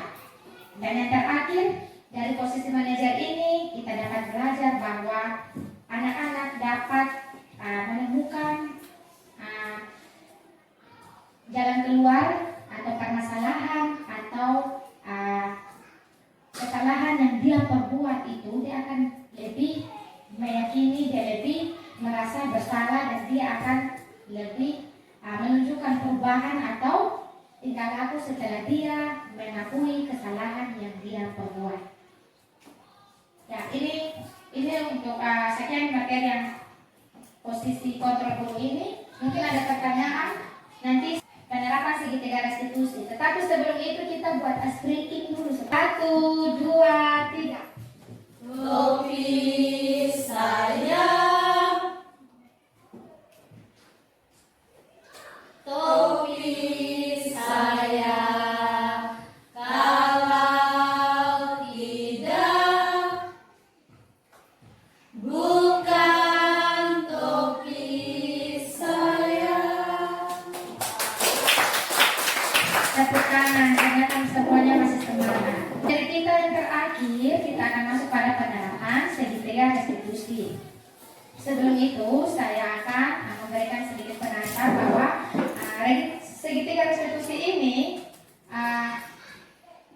kita dapat melakukannya untuk apa? Penerapan disiplin di sekolah. Seperti tadi yang sudah disampaikan oleh teman CGT saya berdua, bahwa dari disiplin positif sampai pada materi yang terakhir ini, tujuannya itu hanya satu, yaitu kita menciptakan budaya positif di sekolah dengan membuat apa tadi, ada keyakinan kelas, kemudian kita sebagai guru juga harus memposisikan diri kita sebagai 5 tadi posisi kontrol itu. Nah, sekarang yang paling inti dari materi ini yaitu ini, penerapan segitiga restitusi. Nah, segitiga restitusi ini kita buat untuk melakukan kita akan melakukan beberapa tahap untuk kita bisa menyelesaikan masalah yang terjadi di sekolah kita. Jadi selama ini, tadi yang saya bilang, selama ini kita hanya sebagai posisi pendukung. Tetapi dengan materi pengertian restitusi ini, kita akan mempelajari kembali bahwa segitiga restitusi itu menciptakan kondisi yang aman, yang nyaman bagi peserta didik. Nah, untuk memperbaiki kesalahan dan perbuatan yang mereka perbuat. Nah, melalui restitusi ini kita dapat membantu peserta didik untuk menjadi lebih memiliki tujuan, kemudian memiliki disiplin positif, dan dapat memulihkan dirinya ketika dirinya berbuat kesalahan. Nah, kita lihat di sini pengertian restitusi itu proses menciptakan kondisi bagi murid untuk memperbaiki kesalahan mereka. Nah, ini kalau kita pakai restitusi ini, pasti Bapak Ibu akan lebih semangat. Kenapa? Saya sendiri ketika saya belum mempelajari materi ini, saya merasa selama ini saya masih biasa-biasa saja. Tetapi ketika saya mempelajari modul ini, saya menerapkannya dan saya berhasil. Karena tanpa saya harus pakai kekerasan, anak pun pasti akan mengikuti, atau anak juga akan merasa aman ketika saya menggunakan restitusi ini. Jadi restitusi ini mempunyai tahapan. Di sini kita lihat ada 3 tahapan. Ya, yang pertama menstabilkan identitas. Bapak Ibu bisa perhatikan bahwa berdasarkan prinsip yang kita buat, kesalahan adalah bagian bagian dari proses pembelajaran. Tergantung bagaimana kita mau memperbaiki setiap kesalahan yang kita perbuat. Kemudian menggeser identitas yang gagal menjadi identitas yang sukses. Selanjutnya kita masuk pada validasi tindakan yang salah. Nah, berdasarkan prinsip setiap perilaku berupaya memenuhi suatu kebutuhan tertentu. Kemudian guru akan bergeser dari pemikiran stimulus menjadi pemikiran yang proaktif. Kemudian yang ketiga, validasi yang ketiga yaitu mengenali dan mengakui kebutuhan murid dan akan memperbaiki hubungan dengan murid akibat dari kesalahan yang murid perbuat. Selanjutnya, menanyakan keyakinan. Murid akan diberi pertanyaan bermakna untuk memunculkan motivasi secara intrinsik. Tadi seperti yang sudah saya paparkan tadi, bahwa ada cara-caranya. Kita pakai pertanyaan yang sedikit menyentuh mereka, pasti mereka akan merasa dipenuhi atau mereka merasa lebih dihargai, lebih dihormati. Kemudian yang kedua, kita mampu menentukan keyakinannya dengan tindakan yang salah. Tadi yang saya bilang, menurut kamu keyakinan kelas apa yang sudah kamu langgar? Atau apakah keyakinan kelas yang sudah kamu langgar ini mempengaruhi karakter kamu atau tidak? Karakter kamu ke depan bagaimana kalau kamu tidak menggunakan keyakinan kelas yang sudah kita sepakati bersama? Seperti itu. Selanjutnya, ini adalah salah satu contoh kasus yang sudah kita perbuat. Kita selesaikan bersama. Ini Bapak Ibu bisa lihat bahwa di sini ada dua kasus yang sudah kami selesaikan, yaitu anak yang pertama yang terlambat datang ke sekolah dan yang kedua anak-anak yang kedapatan mencontek pada saat ujian. Ya, Bapak Ibu, hanya ini materinya yang dapat kami bagikan. Untuk sesi materi ini sudah kami tutup dan kami akan buka kembali dalam sesi kedua. Kami buka dengan 3 penanya. Hanya satu sesi untuk pertanyaan dan kami buka 3 penanya. Mungkin Bapak Ibu ada yang mau bertanya, silakan. Kami buka kesempatan.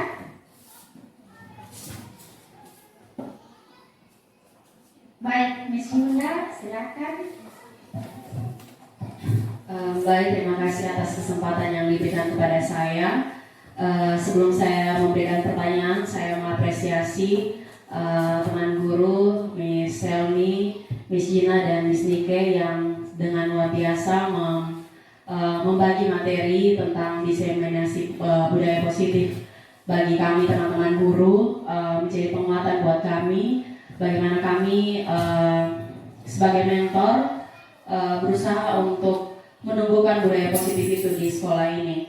Mungkin pertanyaan dari saya ada beberapa yang tadi saya sudah notice di dalam pikiran saya berkaitan dengan bagian yang pertama untuk Ibu Selmi. Tadi dikatakan bahwa ternyata penguatan positif yang efektif dan bermanfaat itu ternyata hanya ilusi saja. Artinya kalau kita berpikir ilusi, artinya itu sesuatu yang tidak nyata. Berarti kalau kita memberikan penguatan positif kepada anak-anak itu sebenarnya tidak efektif dan tidak bermanfaat. Bagaimana pernyataan itu bisa kita terima? Sedangkan seperti kita ketahui bahwa dalam aktivitas kita di sekolah, biasanya kita sering ketika anak ada kendala atau ada masalah, kita akan memberikan penguatan positif untuk mereka sehingga bisa membangkitkan semangat mereka yang tadinya mungkin mereka merasa bersalah atau merasa kecil hati. Kita memberikan penguatan positif, tetapi tadi disampaikan bahwa ternyata penguatan positif yang efektif dan bermanfaat itu ternyata itu hanya ilusi. Apakah memang seperti itu, kita tidak perlu harus menggunakannya lagi, atau boleh digunakan dalam saat-saat tertentu. Kemudian bagian yang kedua tentang konsekuensi dan restitusi. Untuk konsekuensi dan restitusi itu tadi yang saya lihat, yang saya pahami, yang dijelaskan itu, untuk konsekuensi itu artinya anak-anak itu melanggar aturannya. Kemudian ternyata sudah ada kesepakatan ketika anak-anak melanggar aturan, maka hal yang mereka dapatkan itu memang mereka sudah tahu seperti itu, memang sudah ada aturannya. Kemudian untuk restitusi itu kita membawa anak pada suatu kondisi di mana anak-anak itu nyaman dengan keadaan itu. Saya mungkin mau minta penjelasan sedikit, apakah ada perbedaan antara ketika anak-anak dibuat dalam kondisi nyaman dengan posisi restitusi dengan peraturan yang diberikan ketika adanya konsekuensi? Apakah peraturan di dalam konsekuensi itu berbeda dengan keadaan di mana anak-anak itu kita disiplinkan dengan cara restitusi seperti itu? Itu pertanyaan yang kedua dari saya. Kemudian berkaitan dengan posisi pemenuhan kebutuhan dasar manusia untuk peserta didik. Terima kasih banyak Ibu Gina menjelaskannya dengan luar biasa. Saya sangat mengapresiasi. Saya cukup sangat paham dengan penjelasan yang Ibu Gina sampaikan. Mungkin selama ini yang kita hadapi di sekolah ini, kebanyakan anak-anak itu memang secara kondisi kenyataannya itu memang 5 kebutuhan dasar manusia dari anak-anak kita yang ada di sini tuh belum terpenuhi. Terkadang kita sebagai guru itu ada batasan begitu. Oke, hari ini kita lihat anak ini dia melakukan tindakan yang salah, otomatis kita langsung berpikir pasti ada satu kebutuhan manusia yang tidak terpenuhi di dalam dirinya. Hari ini kita lakukan restitusi, kemudian ternyata besok dia melakukan hal yang lain lagi, kita coba jadali lagi, oh ternyata kebutuhan dasar manusia ini yang tidak terpenuhi dalam dirinya. Mungkin untuk membudayakan budaya positif itu agar kita sama-sama punya persepsi yang sama, mungkin Miss Gina bisa berbagi kepada kita, mungkin kami juga mentor-mentor muda di sini, pengendalian emosi kami juga masih terbatas. Bagaimana caranya kita untuk punya kesabaran yang lebih untuk bisa menggali ketika anak-anak itu punya suatu kendala, agar kita tahu, oh ini dia butuhnya ini. Kita tidak serta-merta langsung cepat patah semangat untuk terus menggali dengan setiap hari dengan kendala yang anak-anak sampaikan itu, ternyata mereka butuhnya ini begitu. Mungkin Ibu Gina bisa membagi pengalaman Ibu Gina selama menjadi pendidik di sini. Kemudian yang bagian berikutnya, mohon maaf saya agak banyak sedikit supaya kita punya satu pemahaman yang sama di sini. Kemudian bagian berikutnya adalah bagian posisi kontrol guru. Di sini kita mau punya satu pandangan yang sama, bagaimana kita menumbuhkan budaya positif di sekolah kita. Yang tadi disampaikan Ibu Nike itu ada 5 posisi kontrol guru, ada sebagai teman, pemantau, kemudian penghukum, pembuat merasa bersalah, dan juga manajer. Dari 5 hal ini, apakah kita sebagai guru itu sebaiknya menggunakan 5 posisi ini?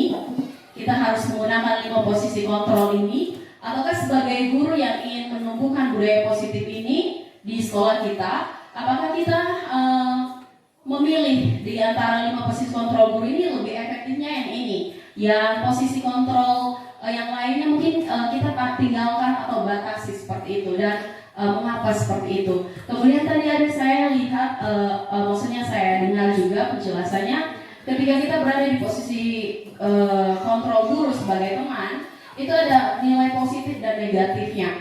Positifnya mungkin tadi Miss Priska sudah berbagi sedikit, ketika kita memposisikan sebagai teman, anak-anak akan nyaman untuk membagikan kendala mereka. Tetapi yang mungkin saya tanyakan ke Ibu Neka, bagaimana ketika dampak negatifnya dari posisi guru sebagai teman itu, negatifnya di mana seperti itu? Terima kasih, saya kembalikan.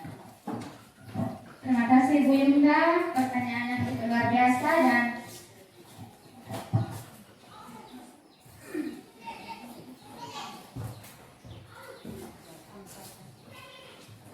baik, saya tambah lagi satu penanya, mungkin masih ada yang, ya, Bu Priska, silakan.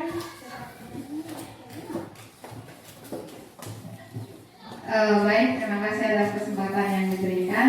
Saya hanya mau memberikan satu pertanyaan tentang keyakinan kelas. Ini hanya mau samakan apa ya? Soalnya tadi dari Ibu Zina bilangnya keyakinan kelas itu harus dibuat dalam bentuk poster. Nah, di kelas saya itu ada keyakinan kelas yang saya baru tahu kalau ternyata yang selama ini saya buat itu adalah keyakinan kelas. Nah, yang saya buat itu berupa berbentuk dalam password. Nah, ada password yang saya tempel, mungkin Ibu sudah lihat. Ada itu password masuk. Nah, ada yang bentuknya berupa kata-kata. Kata-katanya itu kalau password istirahatnya itu biasanya saya bilang kami bermain, kami bersaudara. Maksudnya saya kan biasa lihat anak-anak kan kalau sambil bermain pasti ada yang lapor, dia buku beta ibu. Makanya saya buat dalam bentuk password. Nah, dari situ banyak sekali ada perubahan-perubahan dari anak saya yang tidak ada bullying lagi. Nah, yang saya mau tanyakan, apakah dalam bentuk password itu pun merupakan satu konsep atau bentuk dalam keyakinan kelas? Kalau biasa kan tadi dibilang bentuk dalam bentuk poster. Kalau yang seperti itu masih dikategorikan dalam keyakinan kelas atau tidak, Ibu? Terima kasih. Terima kasih Bu Priska untuk pertanyaannya. Masih lagi satu penanya, silakan yang mau. Mohon maaf agak sedikit banyak, mungkin ini supaya kita sama-sama punya pemikiran yang sama. Tadi juga dikatakan ada satu penjelasan tentang penghargaan itu sebenarnya adalah hukuman untuk anak secara tidak langsung. Tapi dalam kondisi kita lihat sehari-hari, penghargaan itu bisa membangkitkan semangat dari anak-anak. Apakah memang ketika kita memberikan penghargaan itu, jika memang itu adalah sebuah hukuman, apakah memang penghargaan itu harus ditiadakan, atau apakah penghargaan itu boleh kita pakai seperti itu? Kalau memang itu sebagai hukuman untuk anak-anak secara tidak langsung yang buat mental mereka mungkin jadinya kurang bagus, karakternya mereka juga kurang bagus. Terima kasih. Untuk pertanyaan nomor 1 dari Ibu Yunda akan dijawab oleh Ibu Seri. Terima kasih untuk pertanyaan yang luar biasa yang sudah disampaikan oleh Miss Yunda. Jadi apa yang disampaikan oleh Miss Yunda itu, maksudnya yang ditanyakan oleh Miss Yunda itu merupakan satu cara untuk menggali supaya kita tuh memiliki persepsi yang sama dan memiliki tujuan yang sama juga dalam membudayakan budaya positif di lingkungan sekolah. Penguatan positif yang berupa ilusi itu sebenarnya ini merupakan miskonsepsi ya.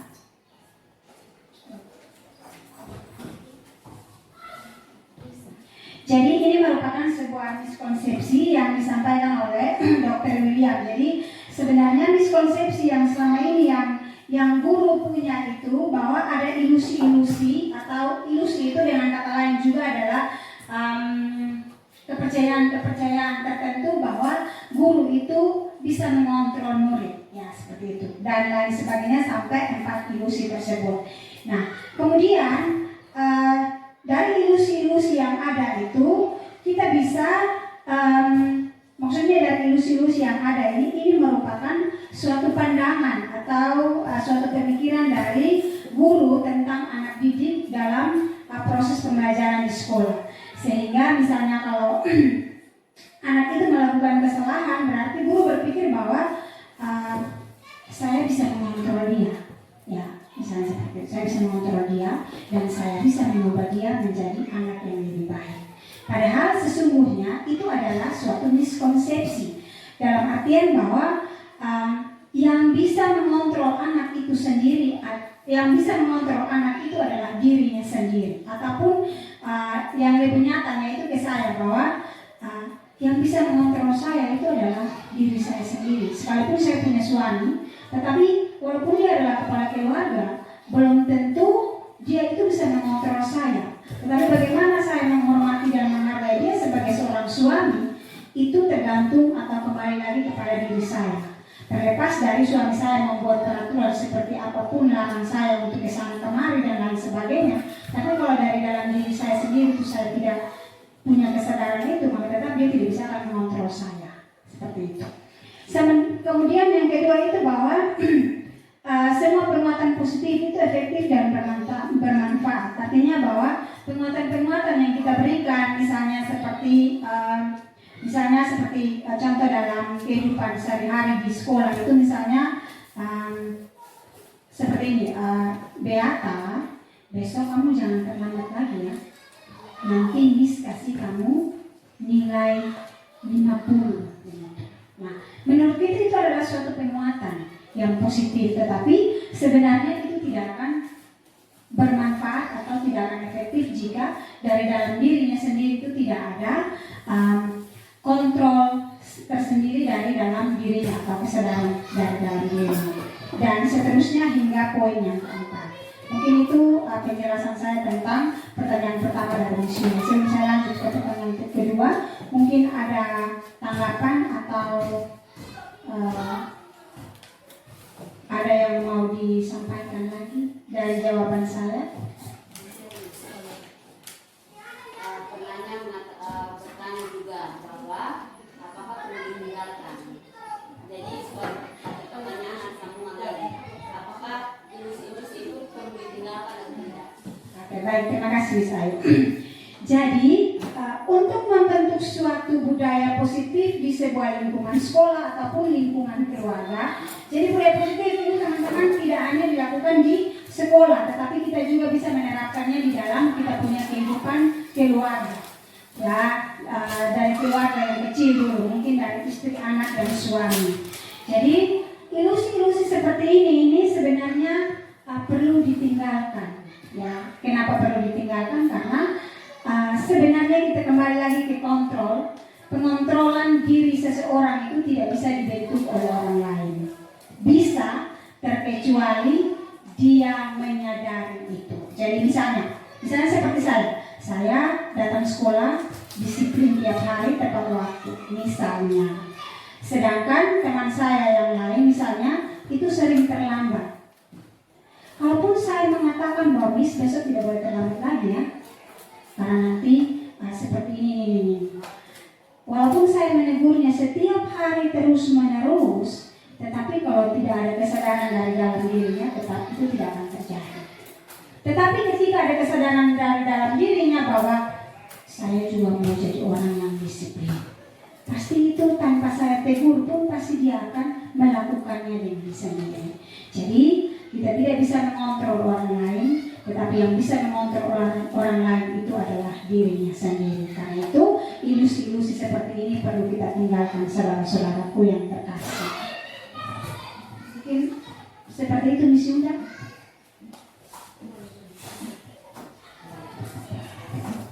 Baik, ada tanggapan dari Miss Yunda? Terima kasih banyak Ibu Selmi. Saya memahami bahwa setiap pribadi manusia itu yang mengontrolnya memang hanya diri kita sendiri saja. Walaupun semua orang mau katakan apapun itu, tapi kalau saya bilang tidak ya tidak seperti itu. Tapi dalam artian di sini, apakah maksudnya penguatan positif ini kan bagian dari kita meneguhkan ataupun kayak membangun kepercayaan atau nilai-nilai yang ada, bisa juga seperti itu bentuk penguatan positifnya. Apakah penguatan positif ini bisa kita bisa diadakan misalnya dengan cara kita melakukan pengkondisian. Pengkondisian ini bukan berarti ketika kita melakukan penguatan positif otomatis pribadi itu akan berubah, tetapi kita melakukan pembiasaan sehingga dengan sendirinya timbul nilai-nilai nilai-nilai yang ada di dalam diri peserta didik seperti itu. Mungkin itu dari saya. Apakah memang benar-benar penguatan positif itu ketika ada sesuatu ya tidak perlu kita kuatkan anak-anak kita dengan penguatan positif seperti itu. Itu dari saya. Terima kasih. Baik, terima kasih Yunda. Jadi untuk penguatan positif, menyambung lagi dari Lucy yang tadi itu adalah pikiran atau imajinasi kita ataupun mungkin sesuatu yang sudah tersave di alam bawah sadar kita bahwa kita mampu seperti itu. Nah, dan kita berpikir pun bahwa itu adalah penguatan positif yang dapat kita lakukan. Tetapi kembali lagi ke budaya positif yang kita mau terapkan di sini adalah bahwa untuk menerapkan sebuah budaya positif dalam kehidupan sehari-hari itu memang agak berat ya. Kenapa? Karena dia harus berlangsung secara terus-menerus dan konsisten ya, seperti itu. Sehingga dengan adanya kita mengenal tentang budaya positif, kita mengenal yang namanya kesepakatan kelas dan lain sebagainya dari situ maka kita akan dengan sendirinya melakukan budaya-budaya positif yang dapat kita lakukan secara konsisten dan terus-menerus. Dan dengan sendirinya kebiasaan-kebiasaan yang kita lakukan itu akan dengan sendirinya akan terjadi di lingkungan sekolah ataupun di lingkungan keluarga kita seperti itu. Bagaimana Miss Yunda? Pas? Oke, baik. Untuk pertanyaan kedua akan dijawab oleh Ibu Maria Gina. Jadi baik, terima kasih untuk pertanyaannya. Ya baik. Jadi di sini tadi saya juga bersyukur bahwa materi yang disampaikan itu mudah dipahami dan mudah-mudahan materi ini menguatkan kita semua dalam menjalankan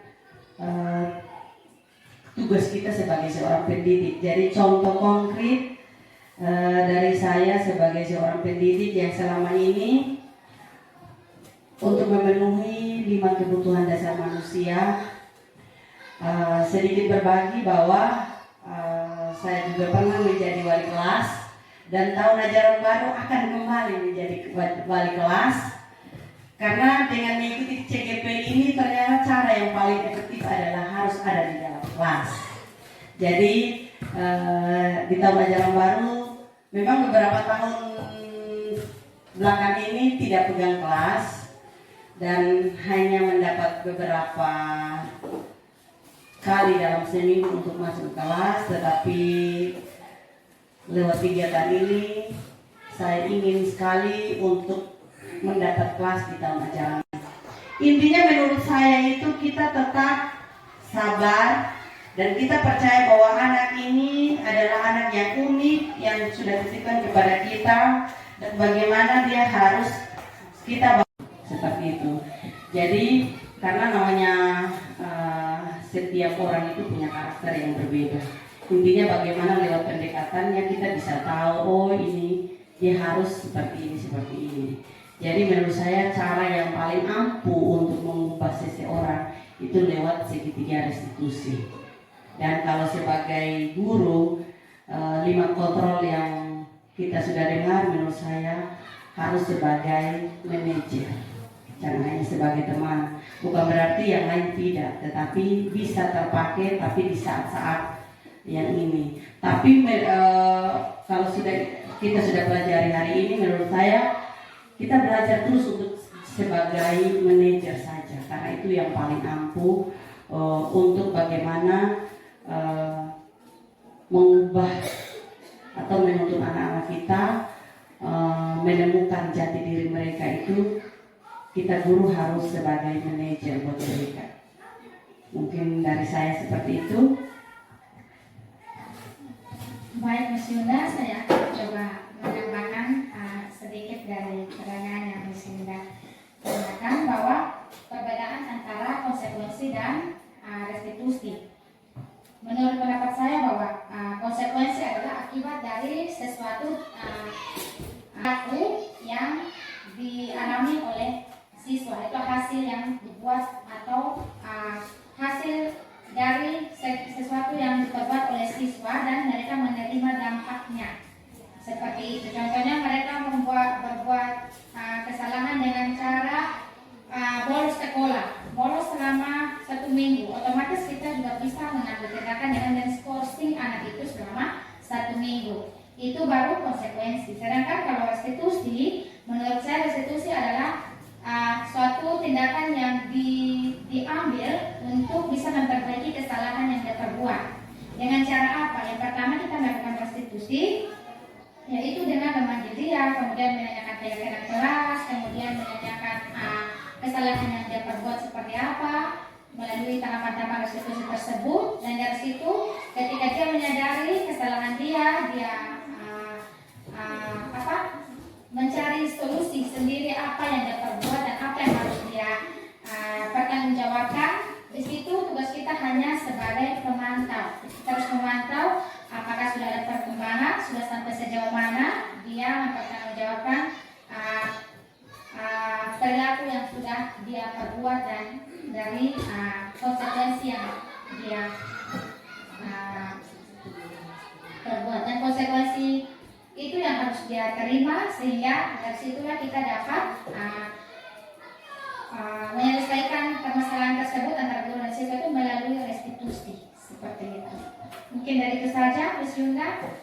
Ya, terima kasih untuk pertanyaan yang sangat-sangat membangun untuk kami bertiga. Di sini kami sangat berterima kasih atas segala dukungan, segala perhatian dari Bapak Ibu guru yang telah meluangkan waktu untuk kami pada sesi diseminasi ini. Dan untuk mengakhiri materi atau diseminasi ini, seperti biasa kami akan menutupnya dengan doa. Oleh sebab itu saya meminta Ibu Mia untuk bisa menuntun kita dalam doa penutup dan sekaligus mengakhiri kegiatan kita hari ini. Waktu dan tempat saya persilakan Teman-teman, untuk mengakhiri kegiatan kita pada sore hari ini, mari kita mengakhirinya dalam doa. Kita berdoa. Bapa di surga, Bapa yang Maha Murah dan Maha Pengasih, terima kasih ya Tuhan untuk waktu yang Kau berikan bagi kami, untuk kami duduk bersama-sama, bekerja sama bersama ketiga teman kami yang mengikuti calon guru penggerak. Bapa di surga, apa yang mereka sampaikan pada siang hari ini, dan kiranya juga boleh menjadi pegangan bagi kami ketika kami menghadapi anak-anak didik yang Tuhan percayakan bagi kami di tempat ini. Bapa di surga, kami semua yang ada terbatas adanya, tapi kami percaya kuasa dan Roh Kudus-Mu akan selalu dan senantiasa mengingatkan kami, memberikan hikmat kebijaksanaan di dalam memimpin dan mengarahkan anak-anak didik kami di tempat ini. Bapa di surga, kami sudah mengakhiri kegiatan ini dan kami akan pulang ke rumah kami masing-masing. Mari Tuhan yang Kau sertai akan perjalanan kami, hingga kami tiba kira selamat di rumah kami Tuhan dengan kasih setia-Mu. Ampunilah sekiranya akan setiap kesalahan dan dosa kami ya Bapa, dan hanya di dalam nama Tuhan Yesus kami berdoa. Haleluya. Amin. Oke, terima kasih untuk Ibu Mia. Dan dengan adanya doa kegiatan kita berakhir pula. Tetapi bukan berarti tidak ada kolaborasi ke depan. Ini baru materi awal untuk membuka cakrawala kita ke depan. Jadi ke depan apapun itu kita saling berkolaborasi. Tujuannya membawa anak-anak kita ke masa depan yang lebih baik. Jadi jangan malu bertanya. Saya pun tersesat, saya akan bertanya seperti itu. Jadi dengan adanya saling bertanya, pasti kita akan menemukan jawaban-jawaban. Jadi terima kasih untuk waktunya teman-teman. Mohon maaf banyak kendala tantangan yang dihadapi, tetapi puji Tuhan bisa selesai dengan baik. Terima kasih untuk teman-teman semua dan sampai jumpa. Salam.